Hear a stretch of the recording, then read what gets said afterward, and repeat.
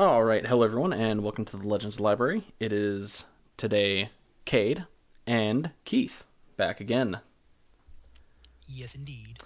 And if you've ever been wondering some good places to start to get into the expanded universe, or maybe to just continue reading if you've just started, stick around, and we have our top 3 picks apiece for you. The Force is what gives the Jedi his power. It's an energy field created by all living things. It surrounds us, penetrates us, it binds the galaxy together. Fear is the path to the dark side. Fear leads to anger. Anger leads to hate. Hate leads to suffering. I am a Jedi, like my father before me. And quick before we actually get into our lists, I thought it would just be really interesting to kind of, for both of us to share how we actually just gotten into the expanded universe. So, to start with me, I ended up getting into it when I was... Well, I didn't really get into it, but the first time I ever read anything from it was in kindergarten in 2001, and I was, I think, 5 or 6 years old. I don't remember exactly when in the year that I did it, but I went to my school's library, and there was the Junior Jedi Knights novels, which I have not read or seen in print since, but basically since then, I've been reading it. The first series I kind of got into was the New Jedi Order series, and obviously the books and a lot of the video games. And overall, I would say it was the video games that really started getting me into it more, because, you know, I was around 9, 10, 8 to 10 years old when a lot of like those really like famous games started coming out. So I would definitely say like that's what kind of started it for me. Wow. What was that series you said? The new Jedi Knights or something? I've never heard of it. Junior Jedi Knights. Yeah, it's it's basically it's like, well, because obviously we're gonna get into talking about some of the young reader stuff later, like the young adult stuff. Junior Jedi Knights was literally like a children's book series, like for kids. Oh, okay. Because I was like, whoa, that's amazing. You were reading like novels when you're like 5. Like, what the hell? Okay, well, not to brag, but when I was in 1st grade, I was reading at a 5th grade level, so Ooh. genius. 5th grade, I was reading at a college level. Oh, well, I'm sure I was. That's Okay, yeah, but what got you into the whole EU story thing? Yeah, well, it was the books at my local library. But actually, it was just the little library at my elementary school. I was in 2nd or 3rd grade, and Star Wars was my favorite thing in the world. Me and my friends would just talk about it all the time, anything, and we had these books in the library. We had like the Young Jango Fett series and this Jedi Apprentice series with like young Obi-Wan and Qui-Gon Jinn. And I loved those. I read all the ones they had there. And after I got through all those, I started, going out and looking for more Star Wars books at, these old ancient places called Walden Books. It's like a store where you go and there's like comic books and novels for sale. So it's basically just Barnes and Noble. Yeah, but smaller. Okay. But basically just like a little tiny store version of Barnes and Nobles. But yeah, so that, and then plus playing like the video games, like the original Battlefront and Battlefront 2, all the Star Wars video games, the Revenge of the Sith video game. I got so into everything, and then the movie came out, and I was just super into all this just extra cool, I just wanted to get my hands on all this extra information that I could, and so the EU was right there for me. Nice.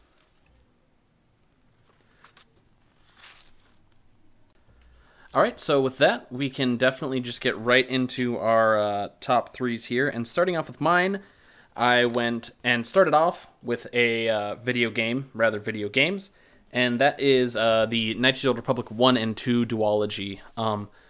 Basically, why I think this is just a really good way to kind of like dip your toes in the EU is that you don't need any like prior knowledge or prior reading to really get into it and obviously like understand the story and everything. Like, it stands on its own very well, and it's in an era that like you don't, like I said, all you really need to understand it is basically to watch the movies. And even then, you probably could get by without watching the movies if you were like anti-watching movies, I guess. Yeah, like if you played KOTOR without watching the movies, you probably just miss a lot of the references, but you would get the story. Yeah, like overall, like it's a really good self-contained duology, and kind of KOTOR 1 is a bit more, I guess for lack of a better term, it's more Classic Star Wars? yeah, a bit more like kind of safe. I guess like the story is a bit more conventional, and then KOTOR 2 gets a little more like deep into like the philosophy of Star Wars, I guess. So I guess basically, if you want to think of it this way, is KOTOR, the first one, is kind of like Star Wars like 1100. It's like the entry level class. It's still really, really good. It's like one of the best Star Wars games, one of the most critically acclaimed Star Wars games. But then KOTOR 2 is a bit more like Star Wars, 4600.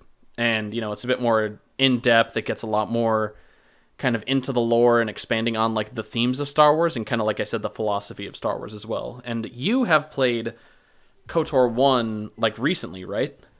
For the first time? Yeah, like, I want to say, like, last year, and mostly because you kept bugging me about it and kept telling me to play it. Yep, that's literally it. It is like, yeah. And then you just have to get around to playing KOTOR 2. Also, yes. And well, so like as like being able to give us kind of that first impression, I guess that was a bit more recent. Like, would you say that like it does stand pretty well on its own, like in that era?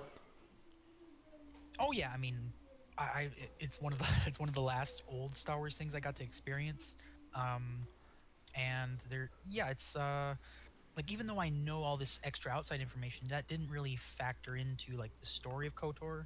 Like I could understand like certain references and stuff like that, but playing it's very much its own kind of thing, and I got context for a lot of things that I didn't have context for before, like in like other eras of Star Wars, references to the KOTOR era that I never really got.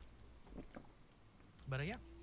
Yeah, and I think one thing it does really well is that when you go back to it and say you've kind of explored that era, you've read like Tales of the Jedi and the Darth Bane trilogy, I think then you're going to get even a lot more connections, and I think that's just a really great thing about the KOTOR 1 and 2 is that like they end up, branching off, and you can like look at other things. What I liked about it was that it connected so well to the stuff that I had read, like Tales of the Jedi.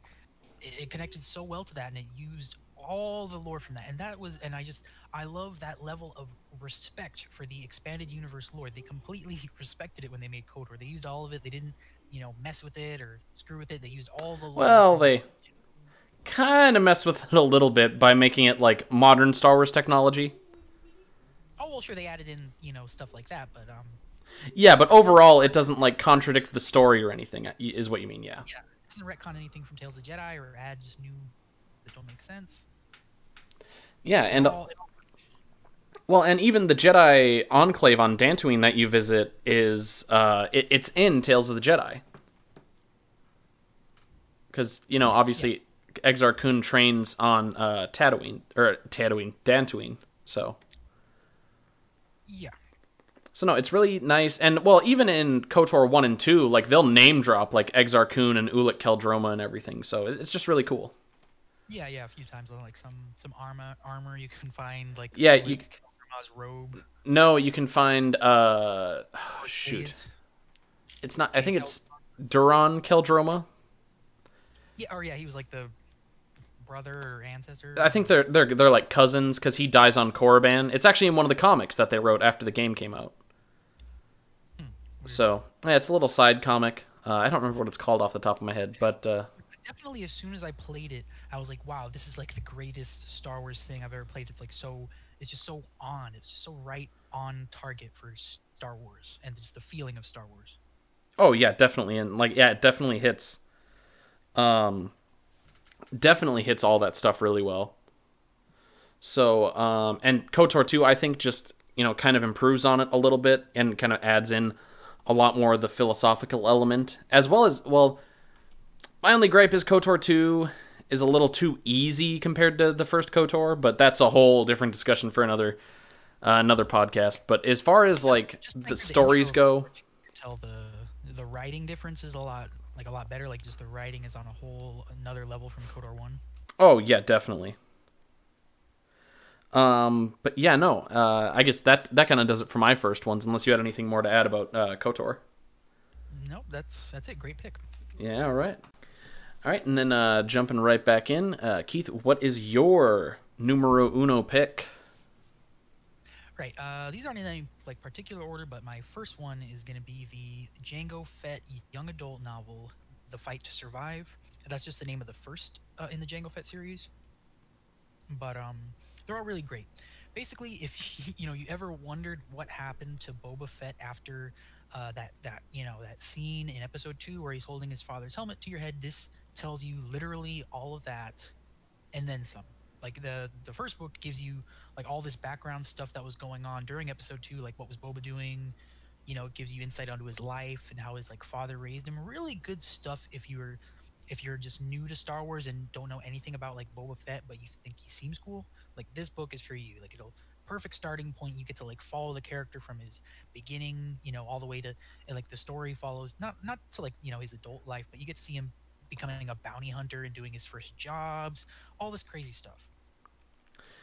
Yeah, no, it sounds interesting, but yeah, I haven't actually read any of those. I think I haven't read like hardly ever since I was a kid, but I don't really remember any of them. I haven't read any like the young adult novels or anything, so I'm taking your word that these are good, man. It's been a while since I've read them, but I'm pretty sure the writing's probably decent. I remember it's not going to be amazing or blow you out of the water, but it's very interesting, and they're very short little novels, they're like 100 pages or so. The Boba Fett one, I read it over and over and over again because it was the only one of that series that they had at my school library. Oh, sure. So I read it a bunch of times. Yeah, so I guess what kind of makes it like that pick for you? Is it just because it like kind of gives that backstory and stuff to Boba Fett since he's like such a popular character, or? Yeah, I think it's a really, really important backstory given to him, and it really helped me to identify with the character of Boba Fett and just enjoy him that much more. Like Boba Fett he's like the poster child for the expanded universe. Had a bit part in the movies, was pretty cool looking, but you don't get any backstory whatsoever. And some people like that, other people want to know more. And if you want to know more, Legends is here for you. It has everything you might ever want, including Boba Fett as a little kid, having to learn how to survive without his dad. Right? How the hell did that happen? Sure. Well, we know how it happens. Mace Windu cut his head off. You know what I mean. Yeah. No, so do you know off the top of your head, does it like tie in with anything else? Like, is it kind of ever referenced or anything again? Or is it kind of one of those things like where it's pretty self-contained? Actually, yes, I think it does. Because in the this is going to be one of my other picks, is the Last of the Jedi novel, Obi-Wan actually runs into young Boba Fett with his robot-headed sidekick who basically has a cannon for a head. I can't remember what his name is, but yeah. Cool. And I think they did make sure to like connect it timeline-wise, but yeah, I'm pretty sure it's connected. Sure. Cool. So yeah, I'm sure those are probably available somewhere, probably on Amazon. Yeah, I think Clone Wars probably. It feels like Clone Wars took some stuff, because there's that one episode of Clone Wars where Boba is like undercover at the academy or whatever, and he's like trying to like assassinate Mace Windu, basically. Like in the books, he tries to assassinate Mace Windu. Spoiler alert. Oh, cool. Yeah, so there you go. All right, awesome. So young Boba Fett books have the Keith approval. And onward and upward to my second pick, which is familiar to all like 5 of our longtime viewers here on the channel, and that is the Star Wars Legacy run of comics, which Tristan and I are still in the process, the very long 1.5-year process of reviewing. And but no, overall, I think, again, kind of like KOTOR, it kind of stands on its own. Really, if you watch the 6 movies and just know who like the Jedi are, I guess, like you're gonna have no problem understanding the story. Like it stands on its own very well, and it's kind of the same thing as KOTOR. Like once you read it and kind of go off and read some of the stuff that it branched off from and everything, then it gets really cool. All the little references, all the references like the Yuuzhan Vong War and everything. Obviously, the reveal of who Darth Krayt is, all that stuff. And then I think in general, I think John Ostrander, he had written Legacy and the Republic comics, like the Clone Wars comics. So he had written those. So like, if you like those, you'll probably like Legacy. It's a bit of a darker story, a bit gritty, a bit more kind of muddy boots kind of story, as opposed to a great overall storyline. Really good storyline. Yeah, it's similar. Well, it's not. It's similar, but very different to like the Luke Skywalker arc, where it's basically just the inverse, where Luke wants to be a Jedi, Cade Skywalker does not want to be a Jedi. So it's kind of like a neat little inverse, and it kind of follows the Skywalkers, obviously in a different era, and I think it just explores it very well. And just everything is different enough to be unique, but not so. But it feels like an evolution. It doesn't feel like they changed things just to change them. Like there's new models of Star Destroyers, different Mon Calamari ships, different fighters, which thankfully I'm very thankful they did, because people like to give the new canon some guff about having X-Wings 30 years after Endor, but the EU did that a lot too. They threw in new ships here and there, but at the end of the day, everyone ended up flying X-Wings anyways. So it's nice to see Legacy kind of got away from that. They got away from the X-Wings. But every once in a while, it's really cool because there's like a little... there'll be like a blockade runner, or... oh god, what model is Dash Rendar's ship? YT 1100 maybe. Yeah, anyways, there's like a YT whatever ship. There's an Outrider in there, so like if you look close enough, you can see all these cool references to past stuff. Because it kind of reminds me of like, obviously like, in like 2021, you'll see like, Toyota Camrys from like 1995. Yeah. So like that's what it reminds me of. Like every once in a while, you're gonna see like a junky old vehicle that's still like chugging along. Yeah, like a prequel reference or something. Yeah. That's what I really enjoyed about it. I read it again because you recommended it to me, and yeah, I loved all the prequel references, the original trilogy references. It's really good stuff, and not like I guess you could call it like fan servicey stuff because it's servicing the fans, right? Yeah. But I think they went. In a movie, you would call it fan service, but in a comic, it just creates atmosphere and immersion. Yeah. I don't know. I really liked whenever I would see like a prequel reference or something like that. Yeah, no, it's definitely fun to see. And there is a second volume to it, which I don't think was nearly as good as the first one. It's still pretty good. Like, I would recommend it, but I would not recommend it as much as the first one. Just still reading it. Yeah, just the setup to it is a little too kind of contrived for me, I guess, in my opinion.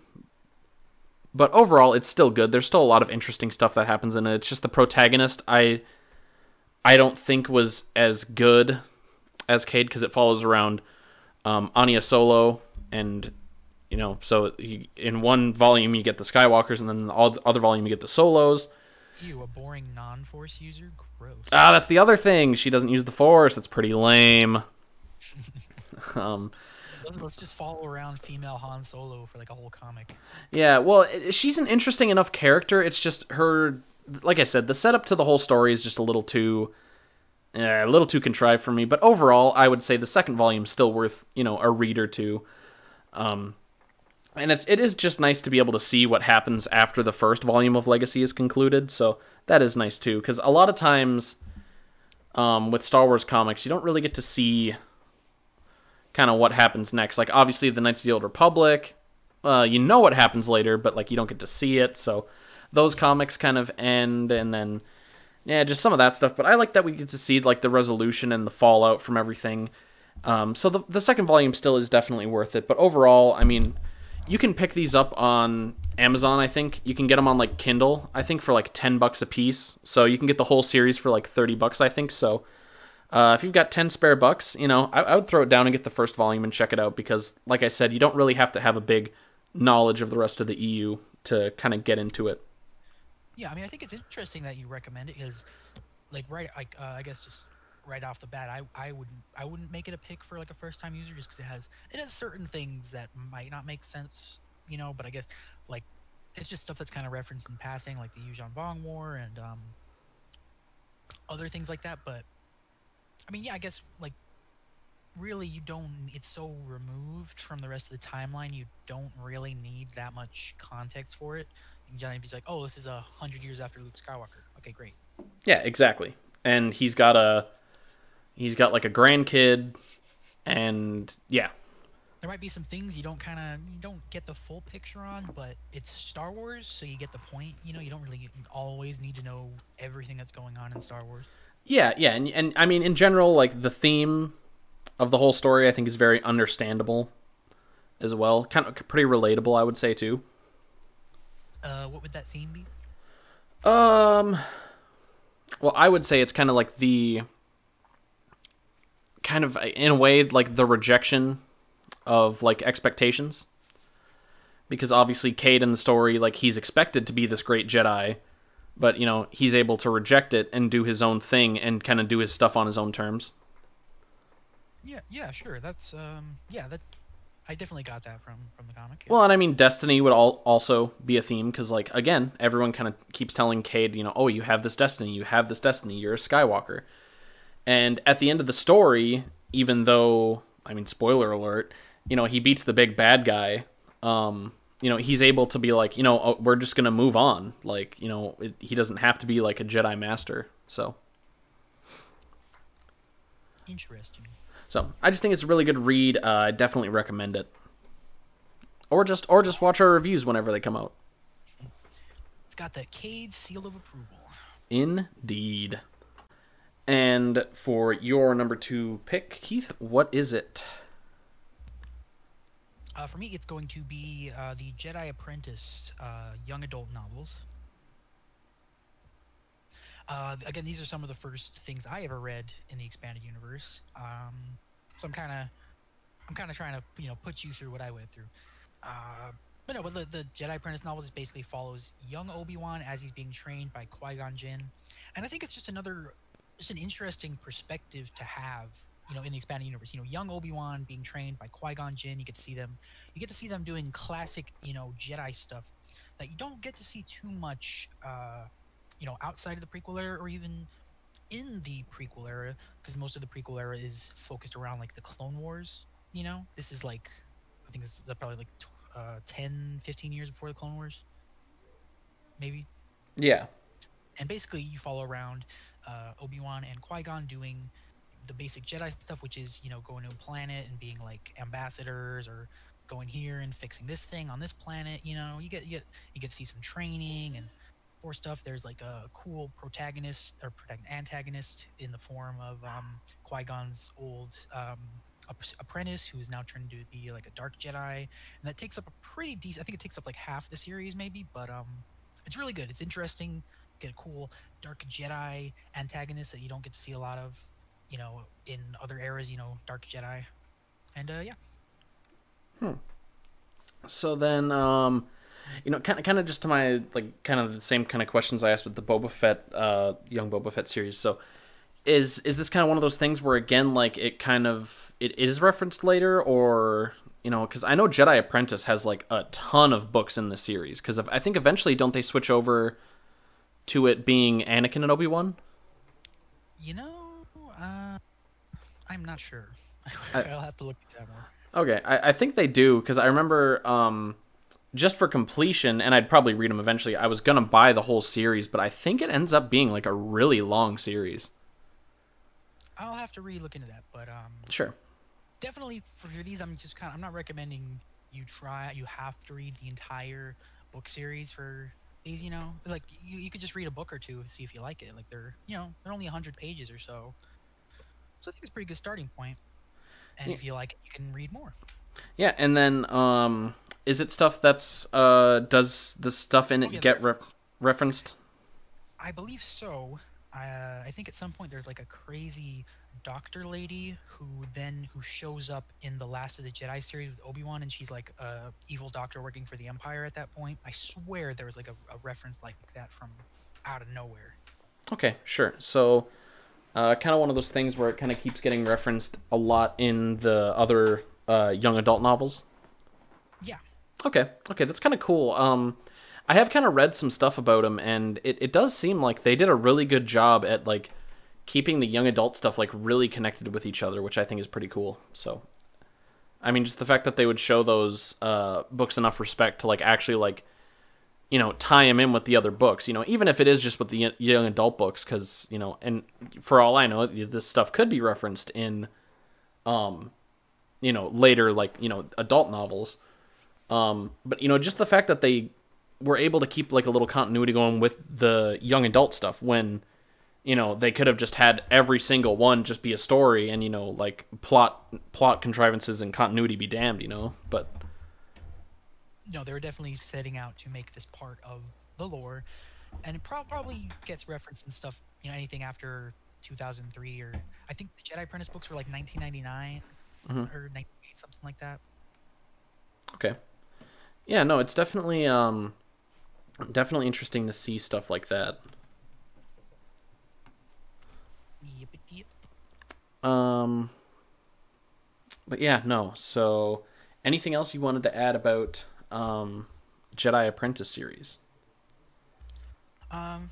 No, just check it out if you're interested in that, like, you know, the prequel era where it was like the prequel era, but Clone Wars hadn't started yet. This series is for you. You get tons of stuff in that era, and I think it's a very fascinating era. You know, I kind of like to refer to it as like the Republic Twilight. You know, the waning years of the Republic. It's a very interesting era for me, and yeah, you get to explore the crap out of it in this series. So have at it. Yeah, that's really cool. And there's actually KOTOR references in it because I believe the planet Telos is actually mentioned in it from KOTOR too. That's the planet that what's his name, Qui-Gon's evil apprentice is from. Yeah. I remember I was watching like a random video about the character, and yeah, they ended up saying they're like, oh yeah, he's from Telos 4, and I'm like, whoa, that's the one from KOTOR. Isn't that crazy that a young adult novel would reference KOTOR? Yeah. Well, sometimes I wonder if like when they're like designing characters, I wonder if they just have like a dartboard and it's like obscure planet, the dartboard, and they're just like throwing their darts at it. Like, oh, he's from Telos. He's from you know, other obscure planet. Oh, he's from this obscure planet. So Probably. yeah, probably. And then, you know, when you're reading through it, you're like, oh my god, they referenced this obscure planet. Oh, and in the series, we do get to see a laser whip at one point, so... Oh, a light whip. Or a light whip, yeah. The worst lightsaber variation. Alright, so if you don't have anything more to add to that... Alright, then we will get to my third and final pick, which is, it's a little generic. Everyone picks it. I tried to think of other stuff to pick, but I just couldn't. And that is the original Thrawn trilogy. It's just such a great jumping off point for the post Return of the Jedi expanded universe. You literally don't need anything except the original trilogy to read this book, because it came out before the prequels.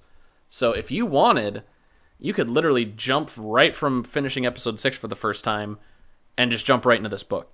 And it introduces a ton of fan favorite EU characters. Obviously, of course, the namesake, Grand Admiral Thrawn. And he's introduced a lot of people really like him because he's a bit more like tactical, I guess. He's not like a super overly evil Imperial guy. Like, he's not like Darth Vader where he's like choking out, you know, people that... Right, he tries to command through respect and not necessarily intimidation. Yeah, and so it's just really nice to kind of see that from an Imperial, because obviously before then we kind of only really get, like the Darth Vaders. Oh, and Tarkin. And Tarkin, yeah, who also, blows up a planet. He's like, yeah, he's pretty much as evil as Darth Vader. Oh, yeah, for sure. And, I mean, so we get that Thrawn, we get... Closeted human supremacist. Yeah, exactly. And obviously Thrawn is also an alien, which in the movies we never see from the Empire, and even in the EU, it's like a very rare thing. And off the top of my head, I can't think of any times we actually see it. Nope, not until like the Legacy era do they let other aliens be stormtroopers. I believe. And Yeah. be in like the military. Yeah, that could definitely be right. It wouldn't surprise me if that's the only time we see him. And we also get Mara Jade, who obviously is a big fan favorite character. Kind of, I guess, one of like the big... Well, like the first big like expanded universe female character. And really, like, up until then, like, really, like, one of the only other big Star Wars females characters. Because in the OT, really, we have Leia, and that's about it. And then all the other females are kind of... A good example of, like, a retcon character, Like a character where you, like, retcon that they were doing something, and now they're here. And it makes sense. Like, oh, she was the Emperor's hand. Oh, she was, doing all these things while the main story was gone. I'm like, okay. That doesn't really mess with my world. Okay, she was like an assassin doing things in the background. That's fine. I don't care. Yeah, and like her little arc, I think is pretty interesting. Although she doesn't really have like her full 100% like turn to the good side in the trilogy, but she definitely goes from being a evil Imperial assassin to a kind of just neutral party, I guess. Yeah, yeah, sure. Plus you get like Coruscant introduced. Yeah, actually, and I was going to mention this is the first time that it's where Coruscant like got its name from. Like Timothy Zahn made that the galactic capital. Indeed. And it's Stuff like the Imperial Palace, which I think was later retconned to be the Jedi Temple. I'm not sure about that, but it could be. Like I think in like newer expanded lore stuff from that era, like the Imperial Palace is the Jedi Temple, just like fussed around with it a little bit. Okay. But they don't say that in the books. It's just the Imperial Palace. But later on, they add that, and it makes sense. Okay, yeah, that's really cool. But I really like it. Yeah, it's basically the original sequel trilogy. It pretty much started off the whole expanded universe. It's the jumping off point. Yeah, oh yeah, definitely. But actually, I don't think the Jedi Temple was ever Palpatine's palace. I think you might be thinking of Crate from Legacy. Are you sure? Yeah, because the Jedi Temple was like just abandoned the whole time because obviously Starkiller goes there in Force Unleashed. Really? I could have sworn. Nope. Oh, okay, well, but ignore me for now then. Yeah. I know Crate definitely later on like takes it as like the Sith Temple on Coruscant. But Okay, maybe. yeah. But no, the Imperial Palace is introduced because I think before the Thrawn trilogy, I think the planet was just called like Imperial Center. And like it didn't have it didn't I'm pretty sure that's what it was, or that might have just been an idea floated. But the Thrawn trilogy really set a lot of stuff into motion, and it's kind of the first time we ever get a mention of anything that happened during the Clone Wars, even though kind of rightly Timothy Zahn assumed that the clones were the bad guys for the entire war. So I forgot. The Yeah. only thing I remember from the books is that Luke is able to sense that the clones are clones because they feel weird in the Force. yeah, This is really wrong in other parts of the canon. yeah. So well, it could also be because those clones are Sparty clones, maybe. Oh, true. Yeah, that's true. And the Sparty clones aren't not as good as the Kaminoan clones. And then Fast grown, yeah. yeah, and then there's also because Pelion, he mentions that he fought like crazed clones during the Clone Wars, and I think they retconned in later that it was like a random clone army that the CIS had grown, because Pelion was obviously a Republic officer before the Empire. So Right. When I was reading the Clone Wars comics, I noticed there was a part where Pelion was there. He was like commanding a Republic battle cruiser. I just thought that was cool. yeah, I think because he has a Victory Star Destroyer, doesn't he? I don't know. It's possible. Dumb starship trivia that is not important. But what is important is, like I said, like we were kind of getting at before we got off track talking about the Imperial Palace. This really laid the groundwork for what the expanded universe would grow into, and it basically saved Star Wars from becoming like culturally irrelevant. Because up until then, I think there had been like the Marvel comics, the Droids cartoon, which I have no idea how many people watched that when it was coming out, because it was obviously way before my time. The Ewok movies, and then like Splinter of the Mind's Eye, and as far as I know, that's like the only Star Wars, and then obviously the 3 movies. Yeah. Like that was like there was nothing Star Wars like for a long time, unless you want. I guess people were really jonesing for a Star Wars fix because, you wouldn't think that, like love for a Star Wars movie would translate to books, right? Yeah, well, and I think it could be obviously like the early 90s when this book came out is like 30 years ago, so obviously it was a way different time. Like reading in general was like a lot more popular back then. So that probably had a lot to do with it, and it could be one of those things where like Star Wars was such like a big cultural hit in the late 70s, early 80s that, I could definitely see like a lot of people being like starved for it. Like you get people like, I guess for a bit more of a modern example, like imagine like the hysteria if they announced Half-Life 3 tomorrow. Oh, yeah, people would go crazy. Yeah, and it's kind of one of those things like where like a popular series kind of like goes dormant, and it takes forever to get like the next movie, the next game, the next comic. Yeah, I guess the cover art was pretty sweet. The cover art was really cool, and my little unpopular thing is I don't like the new covers that they did, actually. So. Oh, they did new covers? Yeah, they did new covers, and if like you put all 3 books like side by side, it all meshes up into like a portrait, which is kind of cool. But they basically leave out any of the stuff from the EU. There's no Mara Jade on the cover. There's no Ysalar Mary. There's no Sabayoth. Yeah. Can't pronounce it. Joruus Sabayoth, or Joruus Sabayoth, I think is how you pronounce it with all Is. For the longest time, I never got that it's called Heir to the Empire, and it's referring to Thrawn as the heir to the Empire. Mm-hmm. I guess because Joruus was on the cover, I thought he was the heir to the Empire. Well, in a way, he is trying to be.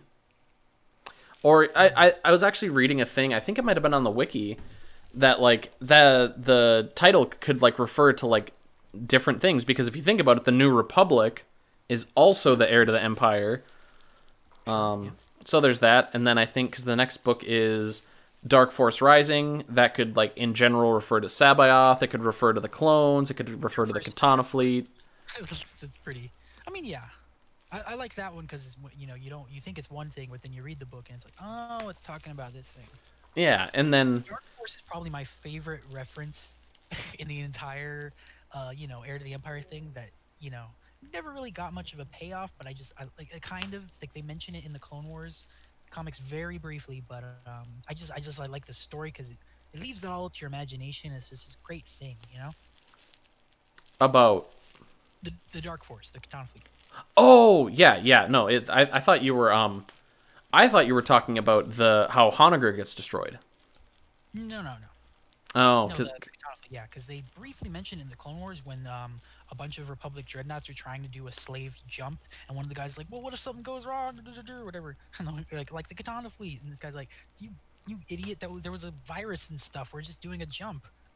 Yeah, no, it is nice, and again, like it's really cool that like they ended up picking up a lot of this stuff like later on, and obviously like basically the Thrawn trilogy has like it kind of has like a sequel, or it has a prequel and a sequel, because it has Outbound Flight as the prequel and then Survivor's Quest as the sequel. Yeah, I really enjoy Outbound Flight. Survivor's Quest I have not read in a long time, but I have it somewhere. It's good, but I definitely prefer Outbound Flight. Yeah, Outbound Flight is really cool. One of my favorite books that does the explores the unknown regions. Very cool. Yeah, and Honorable mention to Outbound Flight. yeah, and I think we should definitely do that after ours as well, and we'll get to our honorable mentions. But back to the Thrawn trilogy. Yes. Yeah, and then obviously the last book is The Last Command, which I guess is kind of more clear cut. That obviously like Thrawn gives his last command in it, and then also the whole "you will kill Luke Skywalker." Yeah. And people like to say that there's it's so silly because there's a clone of Luke and it has 2 U's and it's Luke Skywalker and there's the Ysalamiri which create little force bubbles. But like I think those things they're like interesting, and if you think they're silly, like they maybe calling the clone Luke with two U's is a little bit silly, but it's the Ysalamiri thing is kind of you could say it's a precursor to the midi-chlorians thing, because it's not really explained in the books, like they just kind of push the force out, but I like that he added something like that. It's just just treating the force kind of differently, like yeah, well, because there's against it and stuff like that. Yeah, because and it's not even like a precursor to the midichlorians. It's just kind of expanding on what Obi-Wan says in A New Hope, where he's like, "Oh, the Force binds us, penetrates us, and binds all life together." Right, and maybe we take a lot of stuff that from Heir to the Empire for granted now, but it did do a lot of really good writing with the Force and the way Luke uses it. Yeah, because in a way that's not really shown in the movies because you can't see it. Yeah, definitely. Luke's inner monologue as he's like, spreading out his awareness with the Force to, sense his surroundings and stuff like that. Really cool stuff. Yeah, there's all that, and but no, what I was going to mention with the Ysalamiri and the Vornskers is that it's just a really cool kind of like it's like a different way of showing the Force, I guess. Like it's like obviously like a very like primal kind of thing where it's literally like 2 animals like evolving, and like the Vornskers can use the Force to like sense prey, so the Ysalamiri evolved in the Force to be able to like basically like create a little bubble in the Force where the Vornskers can't like sense them. Yeah. So I think it's similar to the Bane novel, where there's like Force sensitive animals or something like that. Yeah, like the Bouncers. We talked about the Bouncers. Yeah, the Bouncers, and it doesn't when he's like on Onderon or somewhere, he has like a fight with like a Force sensitive animal that tries to kill him or something. No, he uses the Force to dominate the mind of a Drexel, because then he uses that to fly from Onderon to Duxon. Well, anyway, no, that's neither here nor there. Yeah. Anyways, but no, it's probably the most iconic thing from the expanded universe, I would say. And while, yeah, everybody recommends it, and everyone says read this when you're getting into the EU, I have to put it on just because like it is true. Like you don't have to read it, but like it sets up that era so perfectly, and you don't have to have any knowledge because that's where it starts. And it's only like uphill from there. It only gets bigger and better. So I mean, we could probably gush about this for another, 15 minutes, but we will call it right there. And I will just say, definitely, I would say read it especially if you're interested in post Return of the Jedi. That is definitely my biggest recommendation for that era. All right, so moving on, Keith, what is your final pick? My final pick is the Last of the Jedi young adult novel series. All right, so keeping it consistent with the young adult books. Yeah, I don't know why I chose all young adult novels, but I kind of just felt like they're a really good starting point, But yeah, it's The Last of the Jedi, young adult novel series about Obi-Wan, basically following him after Episode 3. Spoiler alert: he doesn't just sit on Tatooine watching Luke with binoculars the whole time. He goes around and does some stuff. And it'll probably tread into territory that the Kenobi series is going to go into. So if you're like jonesing for that, maybe you could check this out. But Yeah, falls around Obi-Wan. He basically kind of starts the rebellion, like accidentally, just by going around and being Obi-Wan, I guess. Sure. As if we didn't need another reason why the rebellion started. But no, I'm just joshing. Right, see Starkiller. See Star Killers, see all the other ways that they talk about it. Yeah. But yeah, just a really good series. Out of the 3 young adult novel series I've recommended, this one probably has the best writing, and it is in a more mature era. You know, it's the Imperial era. The Empire's just taken over. Obi-Wan's having to like be undercover and stuff like that. Just really good stuff. Like there's even like one of my favorite parts of the series that I thought was just really interesting was when Obi-Wan has to go undercover as an Imperial officer. You know, and he's a smart guy, so he knows if he wants to pull this off, he has to get into it. You know. So he acts like a total asshole while he's being an Imperial officer, and it works, and it's great. You know, he's like sneering at people and just he's playing up the evil bad guy thing. And I liked seeing that side of Obi-Wan, you know, like a different side of him. Oh yeah, for sure. Yeah, so Really cool inner monologue stuff. cool. So again, kind of same questions as the other 2 young adult readers. Does it end up tying in with some other stuff? Yeah, I'm pretty sure it ties in with Boba Fett, the Boba Fett novels, just by dint of Boba Fett showing up at one point in Obi-Wan. It connects sort of to the Jedi Apprentice stuff by having, you know, certain things show up from those novels. Mm-hmm. And yeah, it probably connects to a bunch of other stuff, I'm sure. But yeah. Awesome. So I guess out of your top 3, which would you say is the best written for these young adult novels? Ooh. Probably The Last of the Jedi. Okay. Maybe because I've read that one the most recently, but I just felt like it was the most mature one. Maybe because you're following around, you know, inside the head of, you know, adult Obi-Wan and not young Boba or young Obi-Wan. But yeah, definitely, probably the Last of the Jedi with Obi-Wan. Okay. And I'm pretty sure from what I've like read on stuff online, I think a lot of the stuff that kind of happens in it, because Ferris Olin's in it, yes, in that series. Who is that again? He was like a contemporary of Obi-Wan. Contemporary? Like he basically like he's like the same age as Obi-Wan. Oh, I am not sure. Anyways, I think the novel The Last Jedi, I think has some references to a lot of stuff that happens in that. But I could be wrong because I haven't read any of the young adult series all the way through, so Yeah, definitely. Don't like. I would say don't expect like, you know, like amazing writing, but it's certainly not. It's definitely not bad. It's definitely, you know, good, enjoyable writing. okay. But it's not like, you know, gonna blow you away with like the drama and the gravitas of the situation or anything. It's, you know, it's just interesting little stories to read. I guess you could probably compare it to like a TV show. Okay. You know, like each novel's like an episode. And yeah, nice, easy reading. You know, you get cool lore stuff. What more do you need? Sure. And I did look it up.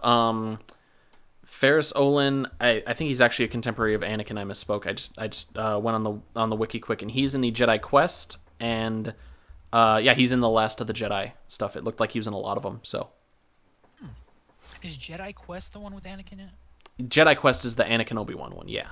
Oh, okay. I never read those. Oh, okay. But That's interesting. Little sequel. I'll have to check those out because I liked the Rogue Planet book. oh yeah, for sure.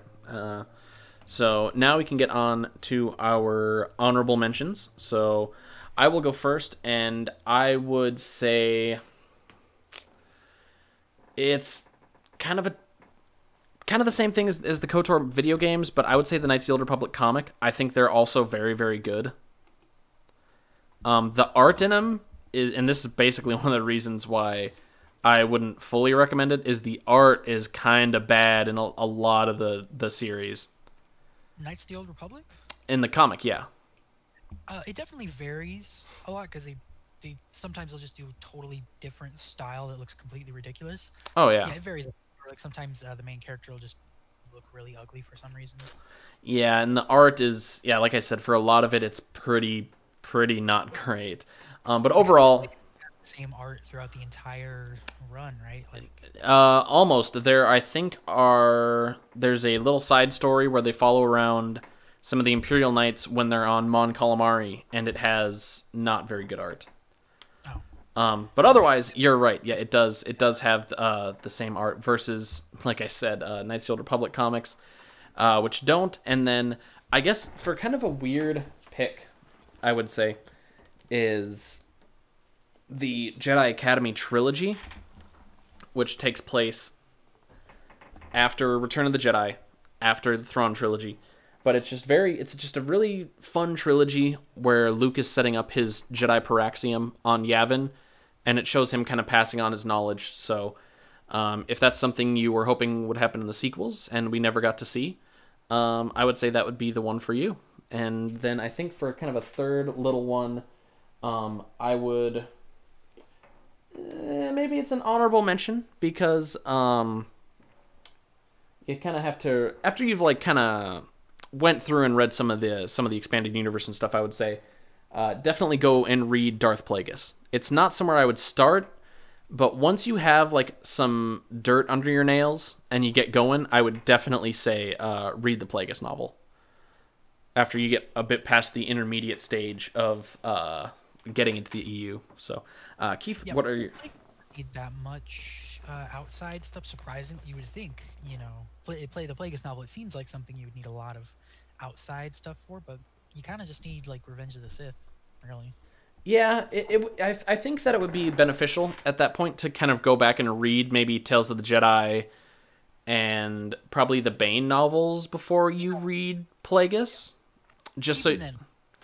Yeah, but even then, like, most of the stuff, like, it'll just make your references to that just a lot better, and I think it's a lot more enjoyable of a story when you do get those references. But what are your 3 honorable mentions? Ooh, 3 honorable mentions.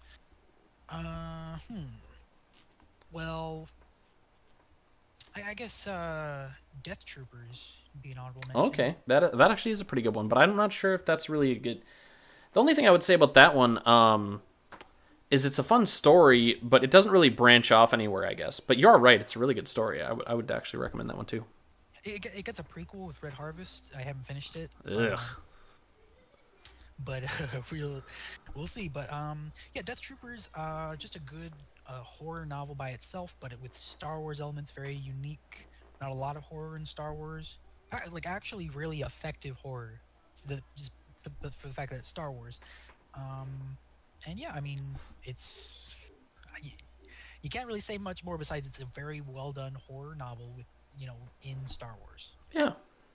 I was very what stood out to me the most is just the way the author would write these great inner monologues for the characters that would really get you inside their head in like a unique and interesting way. Like there's this Imperial officer that you follow around who has like a problem with his office because it's too small and he doesn't like it.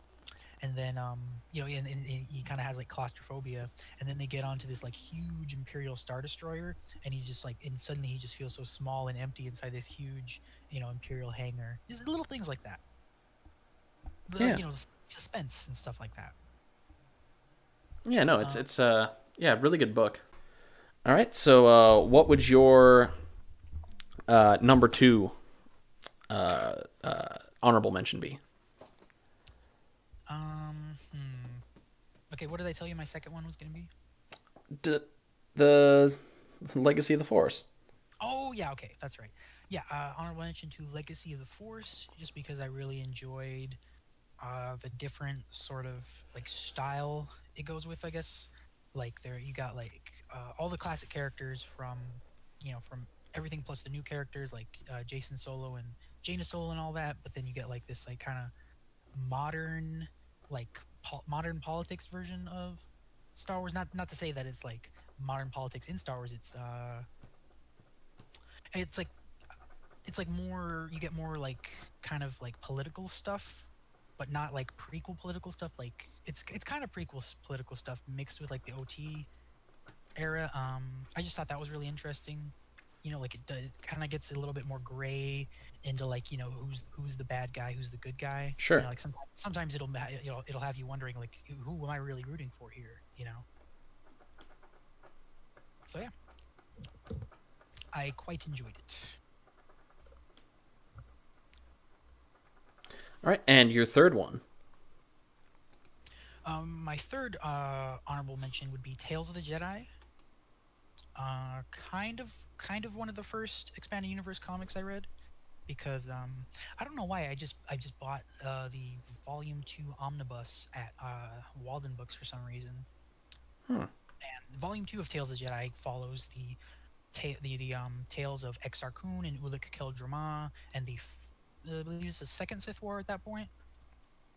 Yeah. There's more Tales of the Jedi before, but that stuff you could always read that later. But Tales of the Jedi Volume 2 with Exar Kun is really, really good, and a lot of the themes in there will carry over to other stuff like Dark Empire, but mostly because Dark Empire is written by the same guy. But like you could have similarities. It's like poetry. It rhymes. Oh, it's like poetry. It rhymes. Yeah, exactly. The art style is a little weird, but I like it. I like the writing. It's not exactly Star Wars writing. It's kind of like this sort of ancient Star Wars. Everyone kind of talks very, you could say in a noble way, in a very kind of knightly, kind of monkish sort of way, I guess. Yeah. And if you played KOTOR or any of those, it gives a lot of backstory to those. Mm-hmm. That's very interesting. Oh yeah, definitely. It's really interesting the way they did it, because like kind of you mentioned it has a different look, because like they kind of wanted to, well, especially Volume 1, but since we're talking about Volume 2, it does definitely have a bit more of like an ancient kind of like aesthetic to it. And we kind of mentioned it in the Jedi versus Sith review about a month ago, where it kind of did that thing where it actually like had Star Wars technology like 5,000 years before the movies. It wasn't that great. And like with like swords and stuff like and that. yeah, and like spears, and but it is cool because we do get to see like other stuff integrated in. Like there's like obviously the lightsabers, there's like starships and everything. So it is really interesting to see, but we also get like a kind of a cool aesthetic. And then like Coruscant, when you go to Coruscant, it's all like these ancient stone, buildings and stuff like that, and it looks really cool. Yeah, and it is really cool to look at, and you are right, the art isn't the greatest. I think it's okay. It's pretty much it's consistent pretty much all the way up until the end of the main story. And yeah. After that, they bring in different artists and stuff like that for different things, but the main story is very consistent with the art style. Yeah, and I think overall like it is a really good read, and basically for me it's basically kind of like the same reasons as like KOTOR. Like it's kind of like a good branching off point, because like you could go from reading this to playing KOTOR, and then kind of going on to like read other stuff as well, and you're going to get all those cool references. You can read it without any prior knowledge of anything Star Wars, and still, well, besides the original trilogy, and still get the point. Yep, exactly. And this is kind of a lot of people like to point at it where, oh, the prequels are where the Jedi became like monks who wore robes all the time, and it's like, no, Tales of the Jedi did that, because like everyone, they're granted they're not like the traditional like brown and white Jedi robes, but they're still all wearing robes. Yeah, they wear like robes, but they'll have like like street clothes underneath it. I'm okay with that. Yeah, I prefer it to everyone wearing the exact same robe. Yeah, no, it's really interesting. Like the aesthetic of it is very interesting. The only annoying thing is I hate the way they draw lightsabers in it. But that's just like a very small thing. Like the ball at the center, kind of, and then it like shoots up out of that, or yeah, and sometimes like the characters' colors will not match what they were before. Like I think, yeah, it's like tiny little dumb little stuff that happens in like any comic series. Definitely has like some of the coolest like ancient Jedi stuff. Like I think there's this one part where like Exar Kun is gonna like destroy Ossus or something like that, where he's gonna do something to make Ossus pretty much unlivable. So like the Jedi are evacuating. Yep. And there's this like, one last like tree Jedi who like Ood Banar. Yeah, and he stays there to like hide to protect some lightsabers. Yep. Because that ends up, that was actually They put him. Was he in He was in Dark Empire actually, because Dark Empire actually came out before Tree Guy? Tales of the Jedi, so he was actually in it before he was in this, which is pretty cool. Wow, really? When was the Tree Guy in freaking Dark Empire? He's in Dark Empire too. Oh, was that? Okay, I'll have to reread that. Oh, but that's really interesting. I didn't even know that. Yeah, in Dark Empire 2, Ood Banar is in it. Nice. 'Cause- Yeah, see, that's really good continuity. And to be fair, it's written by the same dude. Yep. But whatever. He made the connections. That's really cool. Yeah, so anything else to add about your Tales of the Jedi there? No. All right. Check it out. Yeah, definitely check it out. The only thing, and you'd probably be very... Do you still have that omnibus, by the way? Yeah, I do. That's probably worth a ton of money, because if you try to buy the original omnibus on like Amazon or anything, it's like upwards of like over $100. Oh, really? Oh, shit. Yeah, I have it in like in perfect condition. Nice, time to cash in on that investment. Hell yeah. But no. So with that, guys, we of course are going to leave you there with our top 3 apiece, plus some honorable mentions. And down in the comments below, I would definitely drop, if you're a fan of the expanded universe, drop what got you interested in, or some of your recommendations to people as well. So, and then anybody watching this, obviously, feel free to check out the comments. Hopefully, some people are going to leave some good recommendations for you as well. And if you like the content that we have been putting out, be sure to like and subscribe to the channel so you can keep up to date with all of our cool videos that we're going to be putting out. We got some good stuff planned for the future. So with that, this is Cade from the Legends Library, signing off. This is Keith. See you later.